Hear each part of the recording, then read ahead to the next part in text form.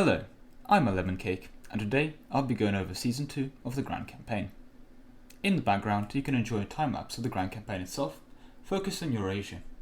Things did happen in the New World, to the surprise of many of course, but the territorial changes were minor and mostly colonial there, so I will stand by on this focus. Regardless, overall I would like to say that this GC has been a great success.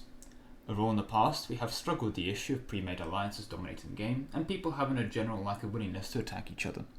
This has been addressed quite well with Scoozy's seeding and the focus on the in-game score for, well, the game scoring. People do like to complain about the score, however with the one exception, Ethiopia, I do believe it has worked pretty well for this GC.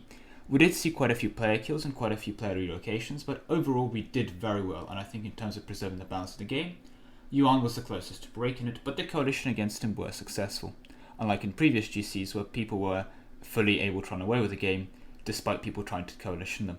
Looking at you, Lithras. But regardless, I am quite happy with the amount of playable tags surviving right into the end, 14 countries in total, which is significantly more than we normally get. Otherwise, I'm also quite happy with the people learning so far. Compared to the start, I can definitely say there was a significantly more consolidation going on before battles. Proper stat compositions definitely, and the Austria player finally figured out where the ready up button was.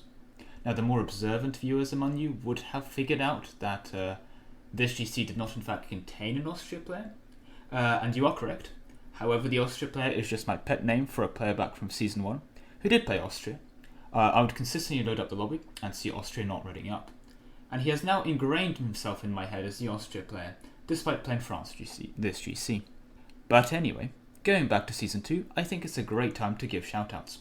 Firstly, going with the Aztecs player, who actually started on Scotland. He had an excellently played initial war with England, which he did lose, however England was a mere 6 months away from bankruptcy, I believe. He did quite well in the Aztecs too, reforming in time, despite missing out on 30 years. And he managed to get all his reforms done before the Europeans arrived in earnest. Furthermore, by the end of the game, he was starting to expand into the European colonies too.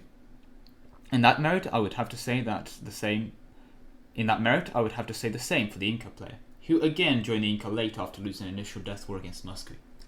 However, no shoutout is necessary there, as despite those setbacks, he took the third position on the score on the final podium. The final podium, of course, can be found on our Discord with a new Hall of Fame chat we have added. Moving on, I have to mention our Morocco player, who, as you can see, has not been doing so well so far, being on the receiving end of quite a few invasions. Regardless, he persevered, and at the risk of spoilers, he did make the final 14 and then some, managing, despite many a setback and a severe lack of expansion opportunities, to actually get himself to 1 million manpower by the end. So very well played by him. The final shout-out, as it were, has to be made to the Cologne player, who had arguably the hardest start in the final 14. However, played his start really well and emerged as one of the dominant players by the end. Not much more to say there, apart from he played both the player diplomacy game and the actual game very well, and an excellent country by the end. Furthermore, the final shout-outs have to go out to our subs. They had managed to pick up quite a few countries for people that had not made them and have been very, very lucky with us in terms of getting subs for this season. So thank you very much to those.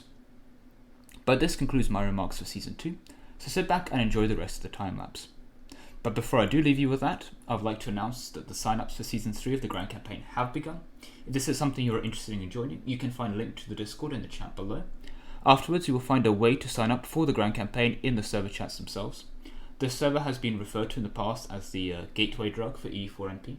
So assuming basic game knowledge, you should be fine here, and is an excellent place to learn as quite a few experienced players play here too.